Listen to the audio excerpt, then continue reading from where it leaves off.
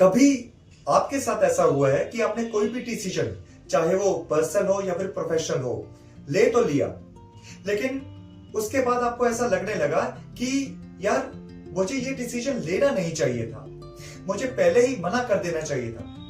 या फिर किसी इंसान से मिलके आपके अंदर से ऐसी फीलिंग आई हो कि ये बंदा मुझे कुछ ठीक नहीं लग रहा, इसके साथ डील नहीं करनी चाहिए, लेकिन फिर भी आपने अपनी उस फीलिंग को बिल्कुल इग्नोर कर दिया और अपने डिसीजन पे अड़े रहे, और फिर वही हुआ जिसका डर था।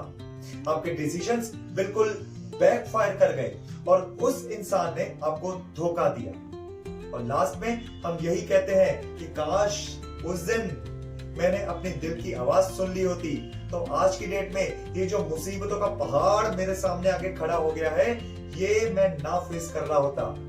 आई एम श्योर हम में से काफी लोगों के साथ कहीं ना कहीं ऐसी सिचुएशन जरूर आई होगी, मेरे साथ भी आई है दोस्तों। सच ये है कि ये जो आवाज आपके अंदर से आती है ना, ये ना तो कोई वहम है, ना इमेजिनेशन और ना ही ओवरथिंकिंग। इनफैक्ट ये है आपकी इनर अंडरस्टैंडिंग या फिर इंट्यूशन पावर। और जब हम धीरे धीरे इस आवाज को सुनना बंद कर देते हैं तो ये दब जाती है और एक पॉइंट पर आके हमारी लाइफ बिल्कुल कंफ्यूजिंग बन जाती है दोस्तों। आज इस वीडियो में हम बात करेंगे उस जगह की जहां से ये आवाज ओरिजिनेट होती है, और उस जगह का नाम है थर्ड आई चक्रा। दोस्तों, इस वीडियो को अगर आपने लास्ट तक देख लिया तो आपको कोई सुपर पावर या फिर मैजिक नहीं मिलने वाला। इनफैक्ट आप ये जरूर जान जाओगे कि कैसे अपने थॉट्स को समझना है, कैसे बिना किसी कंफ्यूजन के डिसीजंस लेने हैं, कैसे अपनी इंट्यूशन को डेवलप करें और उसके ऊपर ट्रस्ट करें, और सबसे ज्यादा इंपॉर्टेंट कैसे ये जो अपने अंदर ये जो फीलिंग, ये जो आवाज आती है, उसे महसूस किया जाए।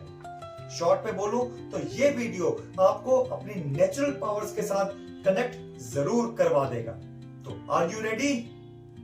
वंस अगेन नमस्ते beautiful souls, my name is Gaurav Sharma and once again welcome to my channel Aura's Nest Healing, a sacred space for your mind, body and soul.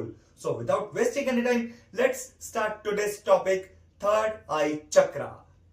Third eye chakra को संस्कृत भाषा में आजना चक्र कहा जाता है। आजना जिसका मतलब ही होता है डायरेक्शन देना। ये चक्र हमें सिर्फ सोचना ही नहीं बल्कि समझना भी सिखाता है। साइंस के पॉइंट ऑफ व्यू से ये चक्र पिनियल ग्लैंड से जुड़ा हुआ होता है, जो स्लीप, हार्मोन्स और मेंटल क्लैरिटी को कंट्रोल करता है। और स्पिरिचुअलिटी के पॉइंट ऑफ व्यू से थर्ड आई वो जगह है जहां पे लॉजिक खत्म हो जाता है और अंडरस्टैंडिंग शुरू होती है दोस्तों। अब बात करते हैं थर्ड आई चक्रा का कनेक्शन क्या है कुंडलिनी पावर के साथ। तो देखिए, हमारे सूक्ष्म शरीर के अंदर जो एनर्जी का फ्लो है वो 3 नाड़ियों से होकर गुजरता है, और ये है ईड़ा, पिंगला और सुषुम्ना। ईड़ा लेफ्ट साइड से चलती है और ये हमारे थॉट्स और इमोशंस को कंट्रोल करती है, और पिंगला राइट साइड से चलती है और ये हमारे लॉजिक और एक्शन से जुड़ी हुई होती है।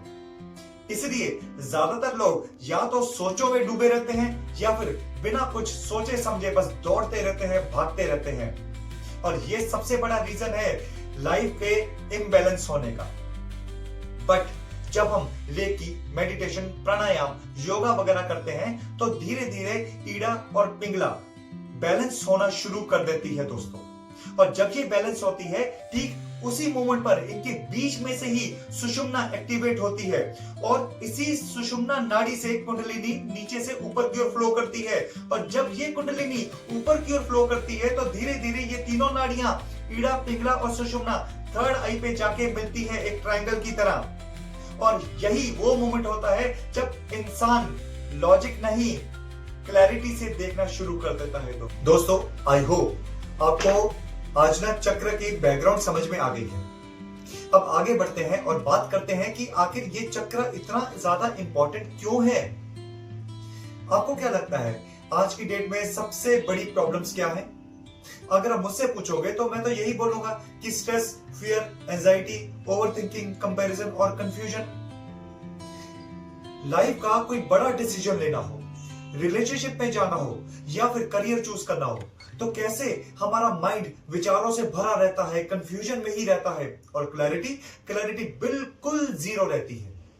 इस चक्र का यही काम है, ये हमारे माइंड को बिल्कुल क्लियर रखता है।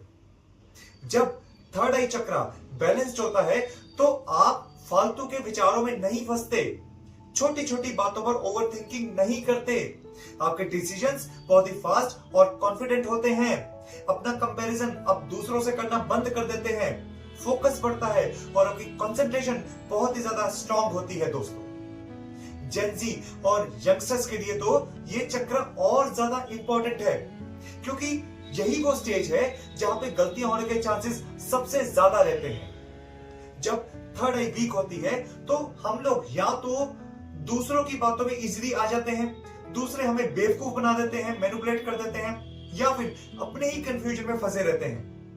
लेकिन जब हमारा आजना चक्र बैलेंस्ड होता है तो हम अपनी लाइफ को कॉन्शियसली चूज करते हैं, अपनी डायरेक्शन को खुद तय करते हैं। दोस्तों, अब आगे बढ़ते हैं और बात करते हैं इस चक्र की विशेषताओं या फिर कैरेक्टरिस्टिक्स के बारे में।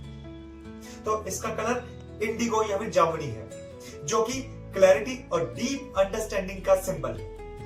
ये दिखने में दो पत्तियों वाले एक फूल की तरह होता है, जो कि बैलेंस और अवेयरनेस को शो करता है।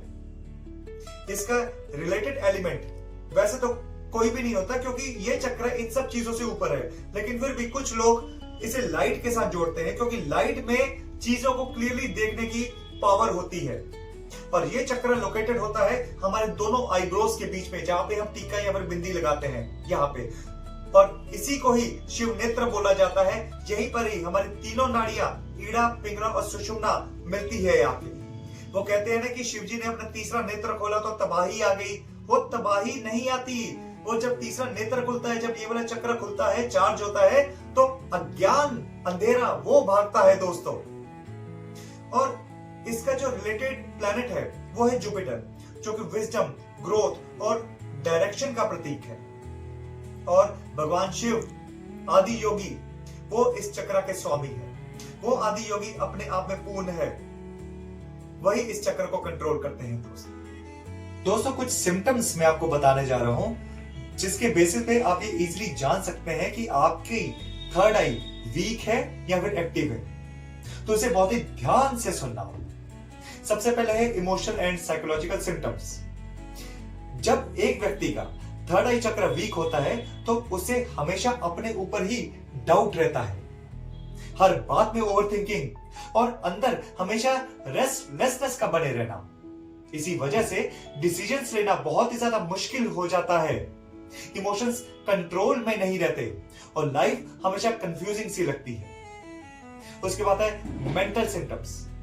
जब आजना चक्र वीक होता है तो अपने माइंड को शांत रखना बेहद कठिन लगता है। दोस्तों, एक ही बात बार बार घूमती रहती है।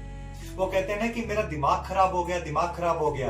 वो दिमाग खराब नहीं होता, वो बेसिकली ये चक्र वीक हो जाता है। पढ़ाई या फिर काम में आपका माइंड इजीली डिस्ट्रैक्ट हो जाता है।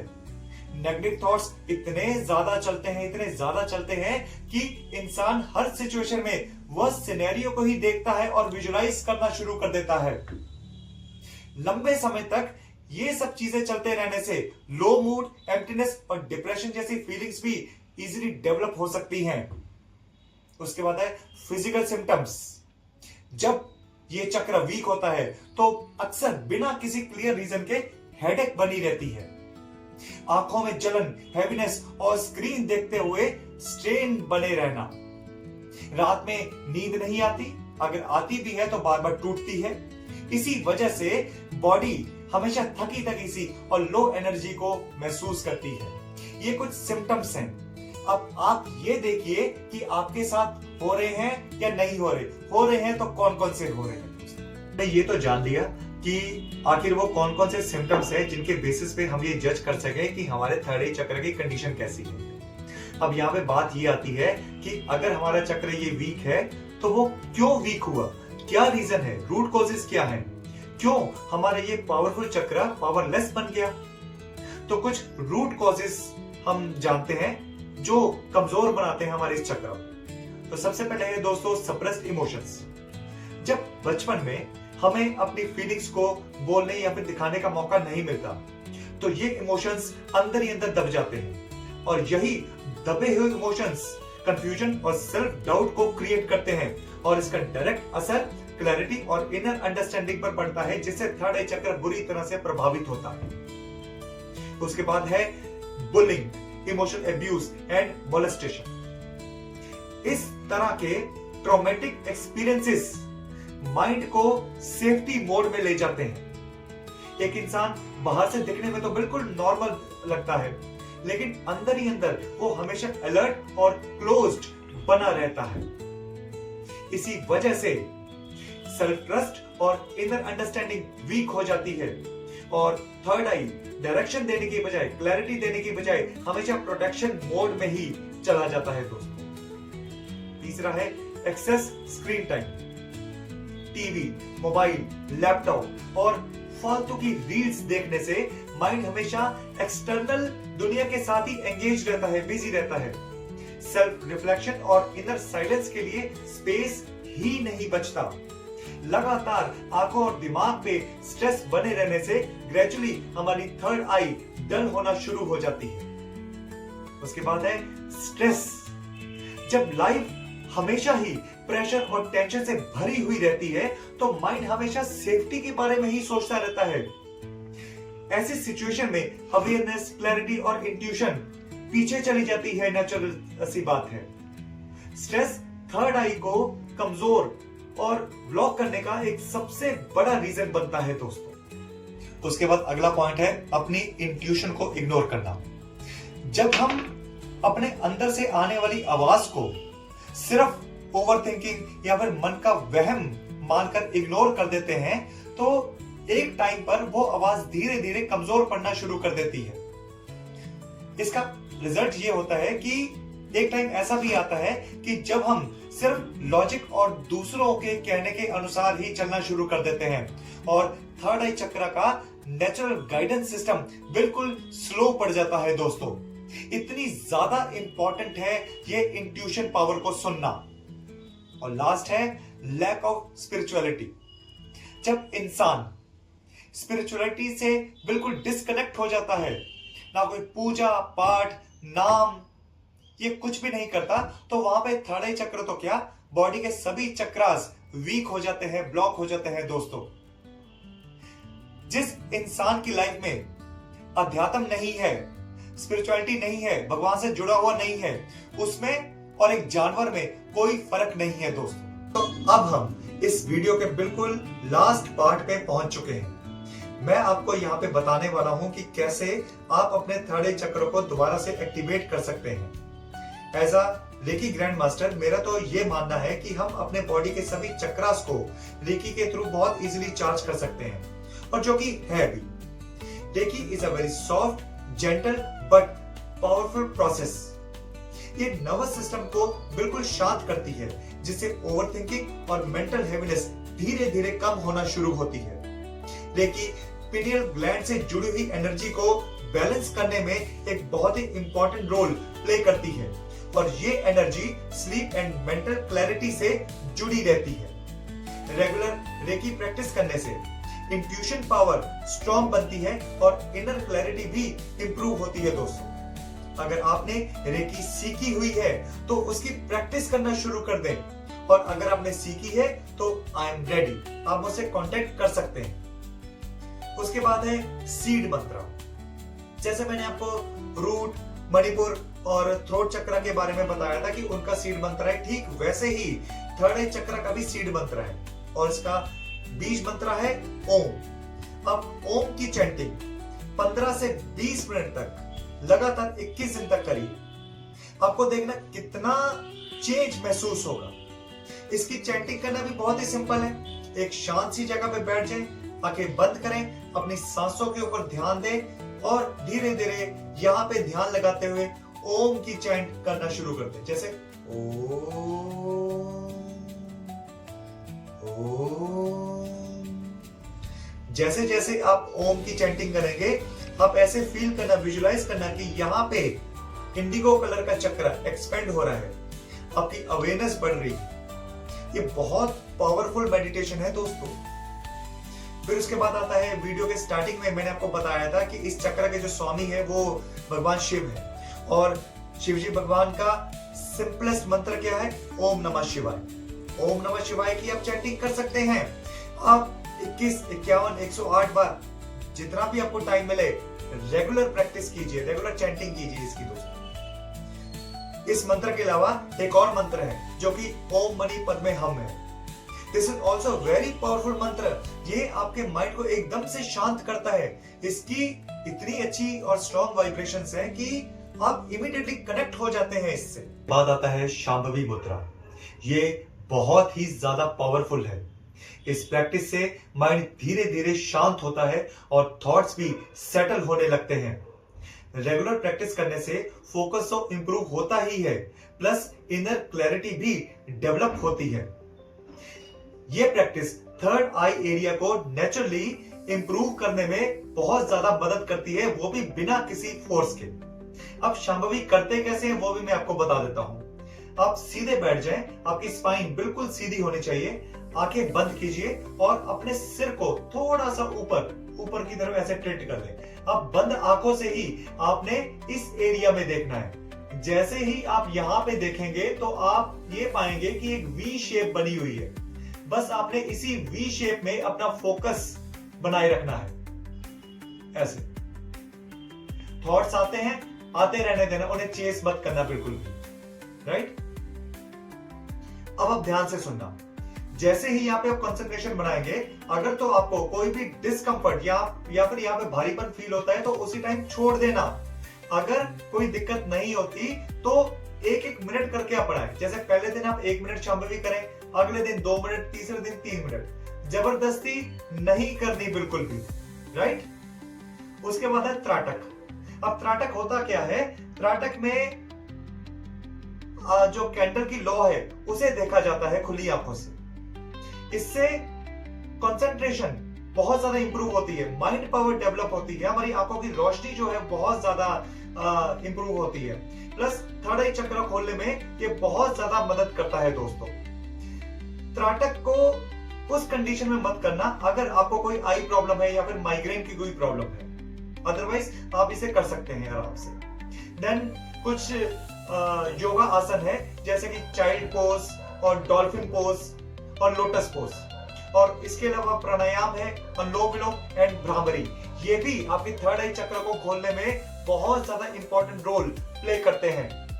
अपार्ट फ्रॉम दैट कुछ एसेंशियल ऑयल्स हैं, जैसे कि लेवेंडर या फिर फ्रैंकिनसेंस, और क्रिस्टल है, क्लियर क्वार्ट्ज, आप इनका भी यूज कर सकते हैं। एसेंशियल ऑयल जब भी आप यूज करें तो थोड़ा सा आप अपने थर्ड आई चक्र पे भी आप ऐसे लगा सकते हैं। ये छोटी छोटी रेगुलर प्रैक्टिस है जिसे करने से आप अपने थर्ड आई को नेचुरली दोबारा से एक्टिवेट कर सकते हैं दोस्तों। थर्ड आई का खुलना कोई सुपर पावर नहीं है, कोई मैजिक नहीं है, बल्कि इसका मतलब तो यह है कि अपनी लाइफ को पूरी क्लैरिटी के साथ देखना। जब आपका आज्ञा चक्र खुलता है तो बाहर की दुनिया तो सेम रहती है, उसमें कोई चेंज नहीं आता, लेकिन आपके अंदर जरूर चेंज आ जाता है। और जब आप बदलते हो तो आपका हर डिसीजन बिल्कुल क्लैरिटी के साथ होता है, पूरे कॉन्फिडेंस के साथ होता है दोस्तों। एक बात और याद रखना, जब भी आप अपने थर्ड आई चक्र के ऊपर काम करें तो अपने आप मत करना। आप किसी गुरु, एक्सपर्ट की गाइडेंस जरूर लेना, क्योंकि वो बेटर जानता है कि कैसे ये चक्र को ओपन करना है। तो खुद से प्रैक्टिस करने से पहले जरूर परामर्श लें किसी का। आई होप ये वाला वीडियो आपको जरूर पसंद आएगा और इससे आपको यूजफुल इंफॉर्मेशन जरूर मिली होगी। अगर आपको इंफॉर्मेशन मिली, अच्छी लगी, तो प्लीज आगे इसे शेयर कर देना दोस्तों। और अगर आप पहली बार इस चैनल के साथ जुड़े हैं तो इस चैनल को सब्सक्राइब भी कर देना। मैं बहुत जल्दी एक नए वीडियो में आपके साथ जरूर मिलूंगा। Thank you, thanks a lot for watching and जय श्री राम।